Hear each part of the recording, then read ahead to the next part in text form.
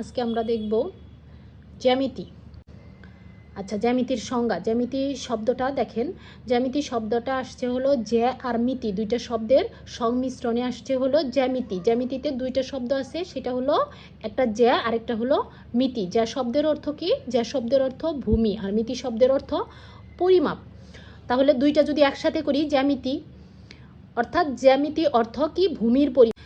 এখন জ্যামিতির ইংরেজি প্রতিশব্দ হচ্ছে জিওমেট্রি। এখানে জিও অর্থ ভূমি, আবার মেট্রি অর্থ হলো পরিমাপ। তার মানে কি? জিওমেট্রি মানেও, জ্যামিতির যে ইংরেজি শব্দ জিওমেট্রি, জিওমেট্রি মানেও আসতেছে হলো ভূমির পরিমাপ।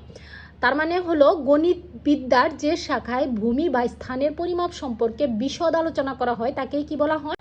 জ্যামিতি। আবার অন্য কথায় এটার আমরা সংজ্ঞা দিতে পারি বিভিন্ন প্রকার চিহ্ন, তাদের ধর্ম বা বিচার বিশ্লেষণকে আমরা জ্যামিতি প্রকার। সেটা হলো আনুষ্ঠানিক জ্যামিতি আর একটা অনানুষ্ঠানিক জ্যামিতি। আনুষ্ঠানিক জ্যামিতিটা হলো বিভিন্ন স্বীকার্য থেকে যেই প্রমাণের মাধ্যমে যেই জ্যামিতিটা আমরা পাই, সেটাই হলো অনানুষ্ঠানিক জ্যামিতি। আর আনুষ্ঠানিক জ্যামিতিটা হলো পরিবেশ বা দৈনন্দিন মাপযোগ থেকে যেই জ্যামিতিটা শেখা যায়, সেটাই হলো অনানুষ্ঠানিক জ্যামিতি।